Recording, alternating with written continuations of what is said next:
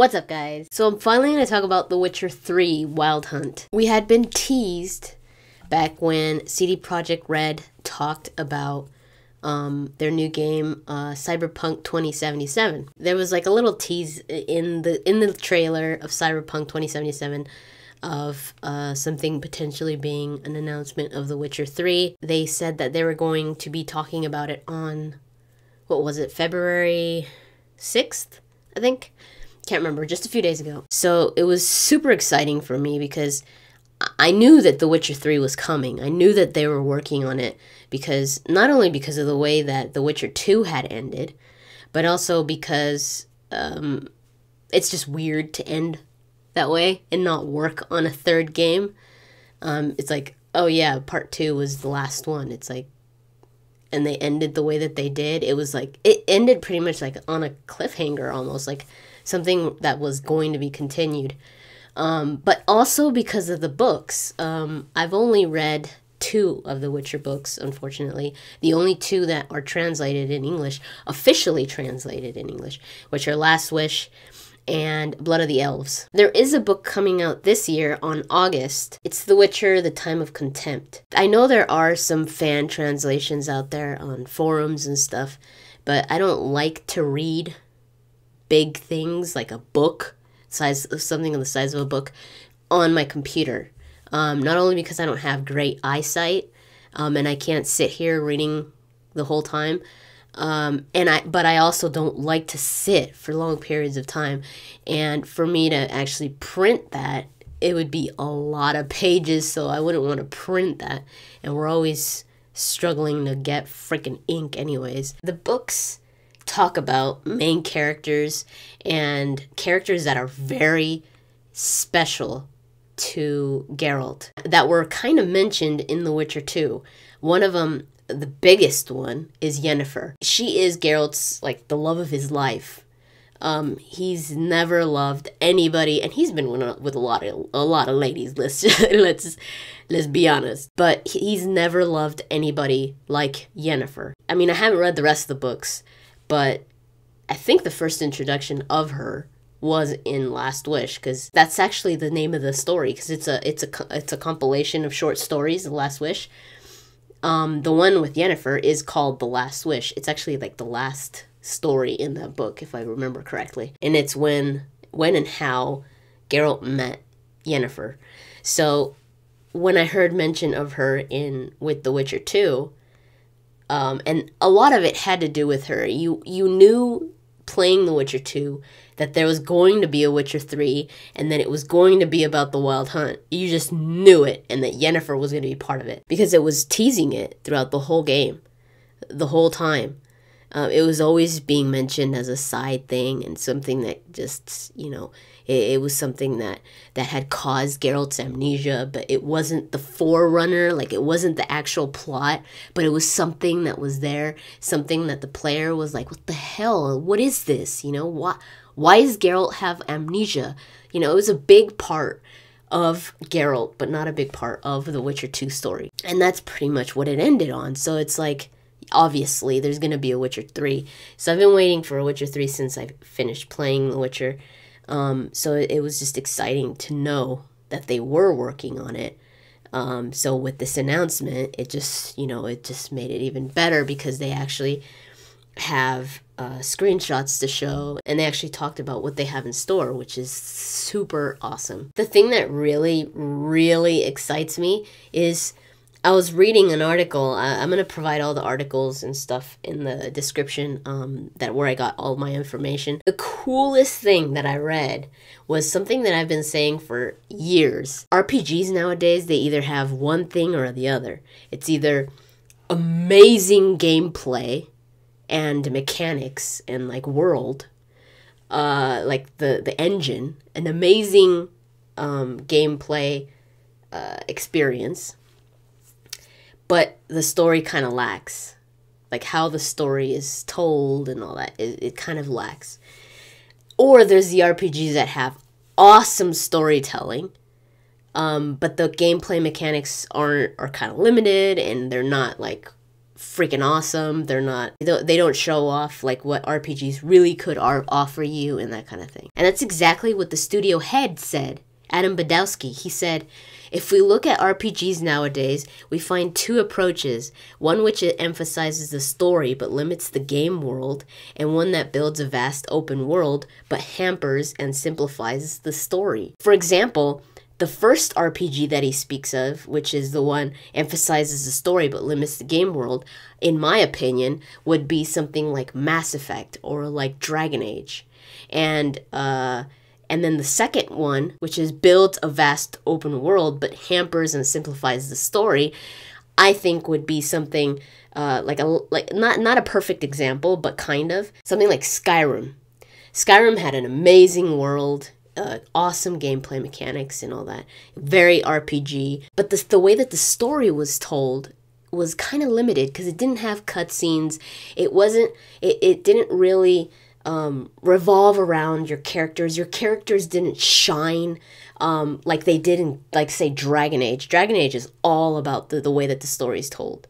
And that's why I always said, if you were to get a Dragon Age and a Skyrim and just mix those two, you would get an amazing game, because you would have awesome gameplay mechanics, a great world to explore, and awesome storytelling with really great characterization, cinematics, so that you're drawn into the story. And that's exactly what they're going to be doing with The Witcher 3, because the Red Engine 3, their engine that they're going to be using, they're going to be combining the positive aspects of both approaches.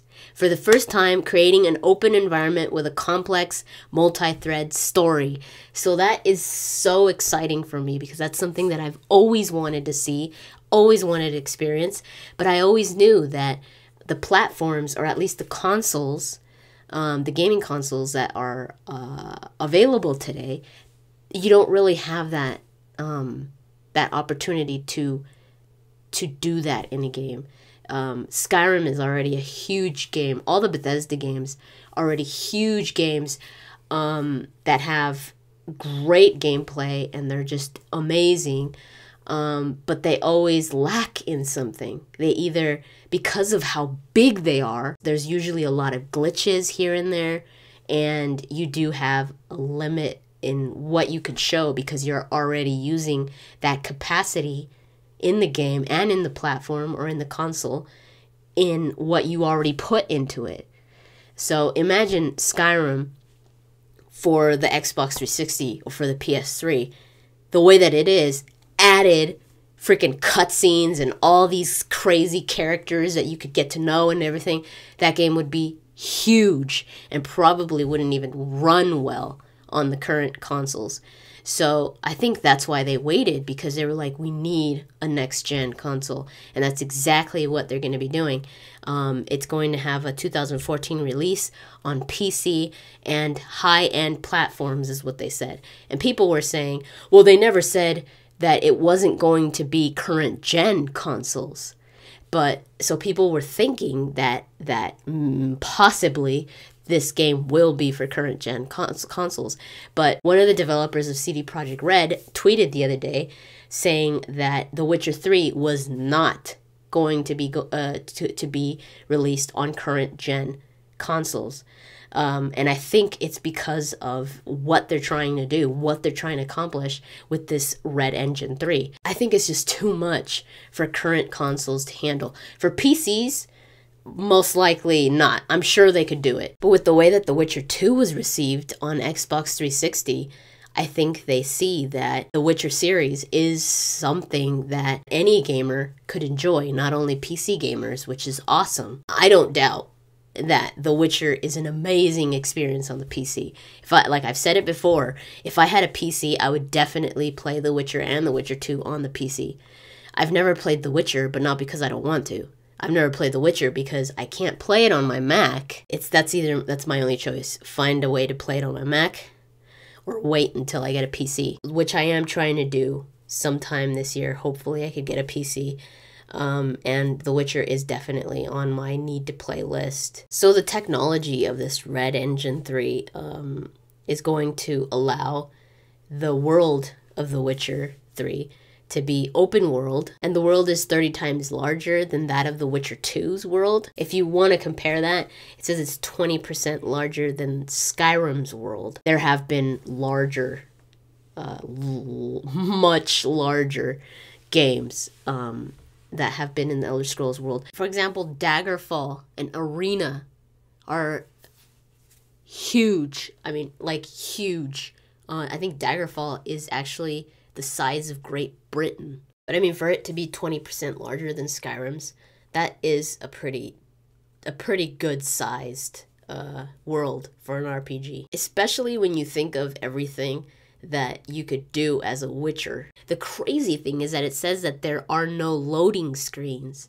I mean, this sounds freaking awesome. I mean, it's something that we've never seen in current consoles. Now, I'm talking mostly about consoles because that's what I play on, obviously. But I'm in no way leaving out the PC because I think PC gaming is by far the advanced way of gaming, of course. I mean, I don't know anybody that would deny that because it's only obvious. But I'm talking about what I know because I can't really talk about what I don't know. It says that it takes about 30 to 40 minutes to cross the world on horseback. One of the coolest things for me in RPGs like that, one of the things that I loved the most in Skyrim was just wandering around on my horse. I loved doing that. Whenever I could avoid fast travel, I would. I haven't used fast travel that much. Unless I have to go from like freaking Dawnguard, which is at the end of the map, all the way to like freaking Solitude. Then I would fast travel because it's like, no. Just being on horseback and crossing this wilderness and not knowing what the hell is out there and just imagining that in the Witcher setting. Excuse me while I go fangirl. A Witcher is a monster hunter. Oh my god, no. For those of you that don't get how amazing that is, for those of you that haven't played The Witcher or The Witcher 2, you have to go play them. You can even just play The Witcher 2 and know how freaking amazing it is. It's so much fun. I mean, you've got like all these potions and just the idea of being a Witcher. Geralt is an amazing character. He's by far one of my favorite protagonists, not only in games, but in novels. He is just so cool. I love Geralt of Rivia. It says that he's a tired hero who wants to set things right, but can't put down his sword until his conscience allows, if it ever does. That excites me so much because everything about this is freaking exciting to me, so I don't just expect that, okay? I love when they do that with characters, when they make them struggle, when they're going through the struggle, when they're not like all heave-ho about everything and they're like, yeah guys, gee willikers, Batman, let's go kill him, you know, where they're just like, they're tired and they're sick of doing what they do and they just want to go off and just relax and just, you know, I love that. It adds this sense of being able to relate to them. They get tired just like anybody else would. They get sick of it all and they're just like, you know, the type of life that a Witcher would lead, obviously, eventually, they've got to get sick of it. They've got to. Even for someone like Geralt, that Geralt is like the White Wolf. He's a great Witcher. He's sick of it already. He's had enough, but he can't stop. They're going to make it more about Geralt because in The Witcher 2, it was more about how the world around Geralt was affecting him because we didn't really know who Geralt was because he had amnesia. He himself was learning about himself along with the player throughout the whole game. So it was more like the world was teaching him who he was. And it was more about the politics of everything and all that. And as awesome as that was, there was something lacking, which was who is Geralt. And we're going to find that out in The Witcher 3. He's not going to have his amnesia anymore. It says he's done fighting for everyone else. The story will be more personal, and it's more involved around Geralt and his loved ones and how he feels about everything, and not people telling him what he has to do and what he did in the past and all that and what he's expected to do. He's done with it. Like it says, the dude is done fighting for other people. What's going to be really interesting that is experienced in the books is the relationship that Geralt has with Trish Merigold. In The Witcher 2, him and Trish were like in a relationship. That's what you thought. It was like, oh yeah, well, okay, Geralt and Trish, and in The Witcher 1, Geralt and Trish, it's like, oh yeah, well, they're together, yeah. But if you've read the books, you know that it's not that simple. It's not that, there's so much more to it. Geralt loves Yennefer. Like, he full on loves Yennefer and does not love anybody else. But Trish loves Geralt. It's like this crazy, like, soap opera triangle, like, oh, hell no, girl. Trish loves Geralt, but Geralt doesn't love Trish. He just has, like, little flings with her here and there because Yennefer is gone. He doesn't know where she is. But just because she's gone doesn't mean that he doesn't want her back. He does want her back. So if he does get her back, which I'm sure he does, in The Witcher 3, oh, hell nah. I think there's going to be an added surprise. I'm not 100% sure. With what is being shown and all this, I think that Geralt is going to be accompanied by Ciri. Hello. No, not that one. Ciri is kind of like Geralt's adopted daughter. And not because he wanted to, like, oh, I want a little kid. No. Because she was gonna die. Like, she was gonna die.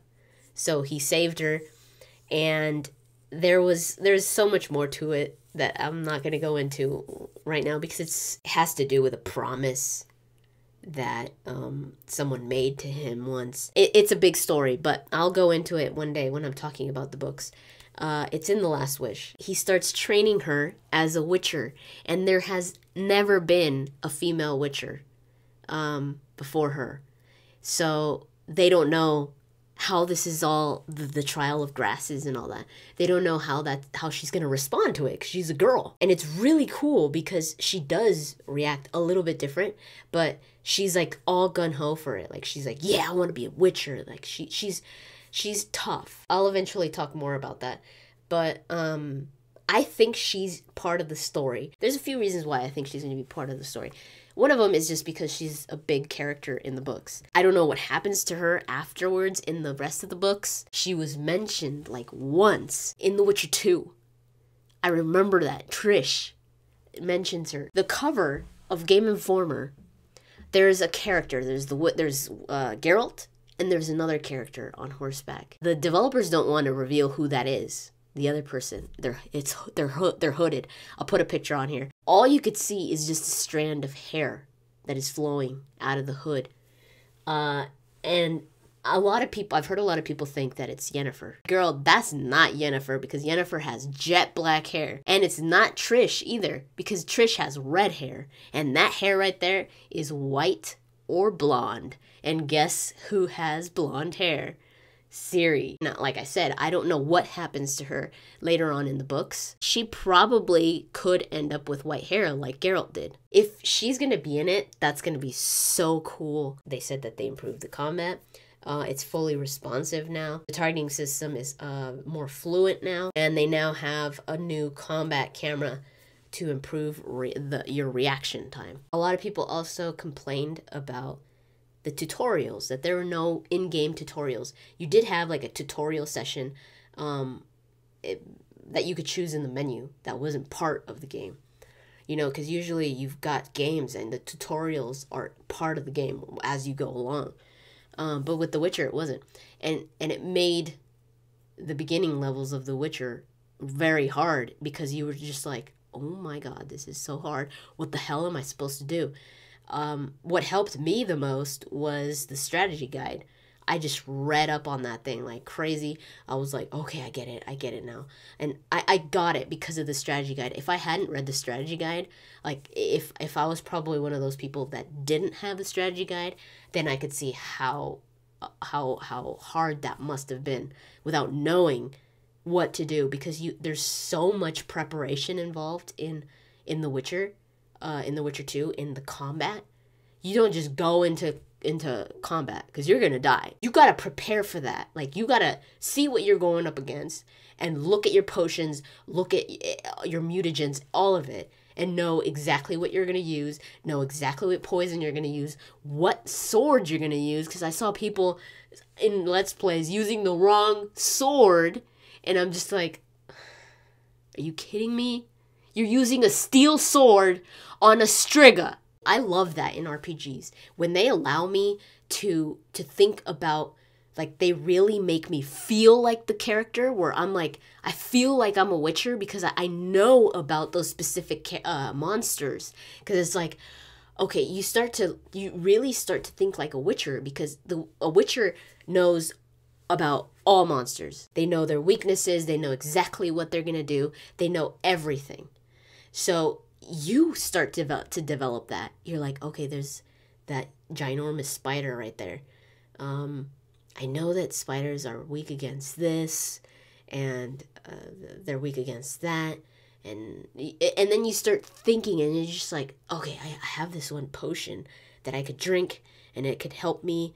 I know the spiders are poisonous, so I've got to take something for poison. That's why I love The Witcher so much, because it really put you in that situation, and it really made you not just go up and kill things. I'm Princess Stabity, stab, stab, kill, kill. They said that they're going to be doing that again in this game.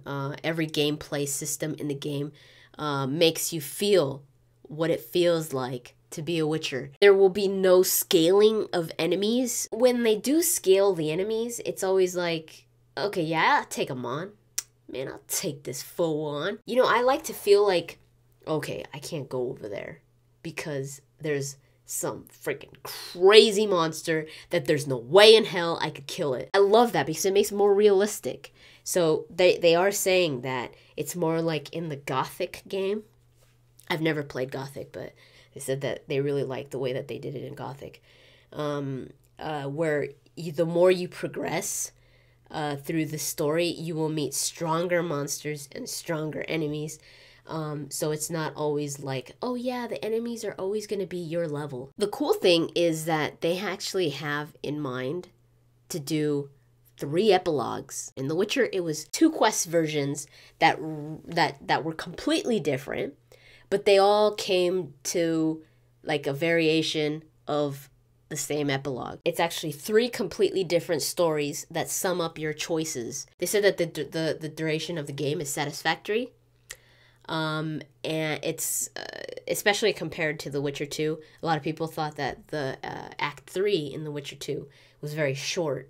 So they said that this is more satisfactory when it comes to length. There are no more acts or chapters. Because it's an open world, you could pretty much do whatever the hell you want to. There's a new system called monster hunting. This is what I'm really excited about. I can't wait to do this. Where clues actually build up information, like a bestiary, something like that. You have to gather books to get information on different monsters, on what they do, on what they're weak, so you know how to approach them.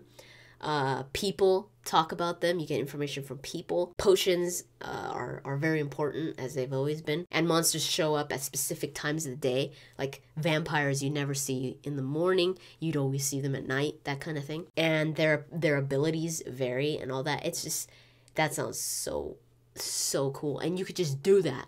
Like, you don't have to be doing a quest. It's just like, you could be acting like freaking Geralt, because that's what Geralt does to make a living. He goes and kills monsters so that he could get money, and you will be getting money for it.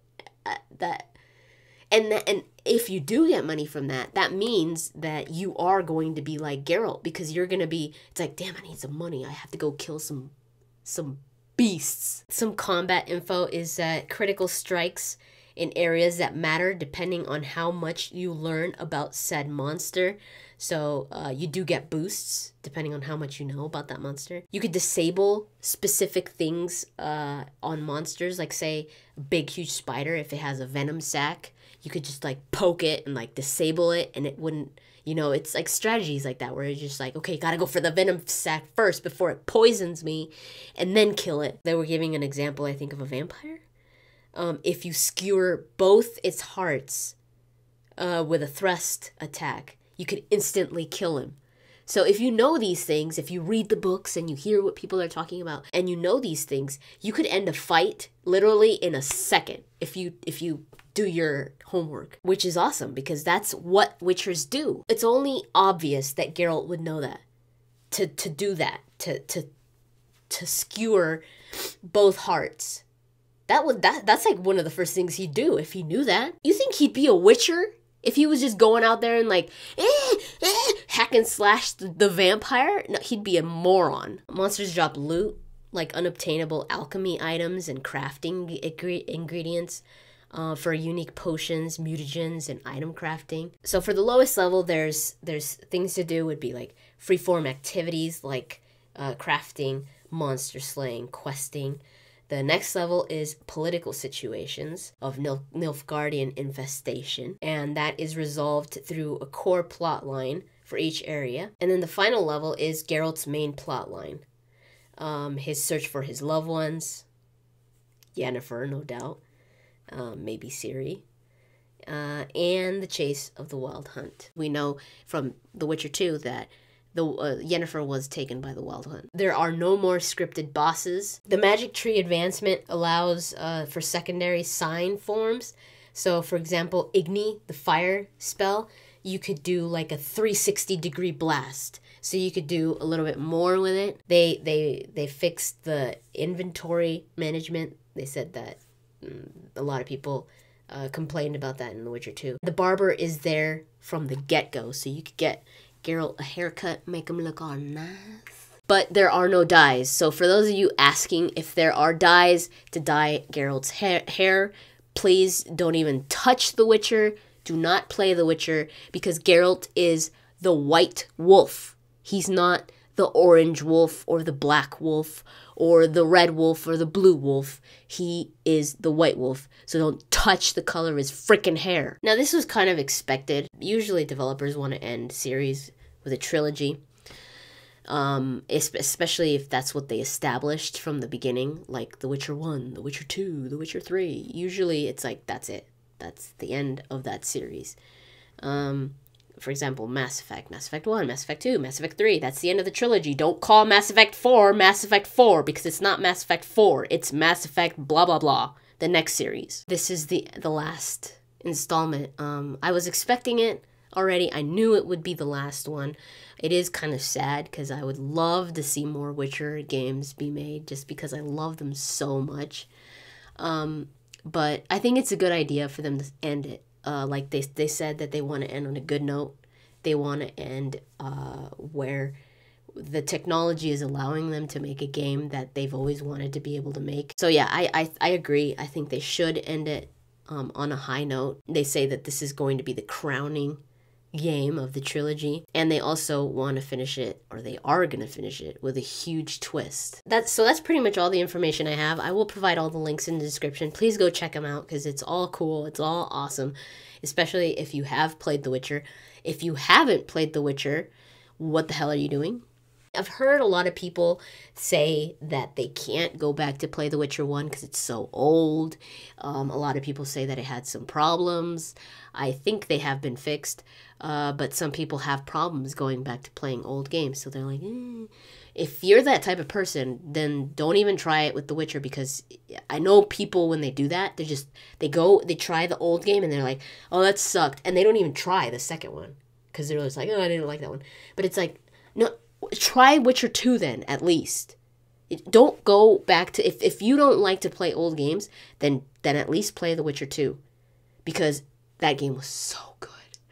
It was so good. Now, I'm a huge Witcher fan, so I need to play The Witcher 1. I don't care how old it is. I have to play it. It's just something that is on my life to-do list. But if you're that type of person that's just like, Witcher 3 sounds cool, play The Witcher 2, if you're the type of person that enjoys RPGs to the point where you really have to strategize about a fight, about what you're going up against, and that you accept a challenge and that you like challenges, then I'm sure you will like it because it's got a great story.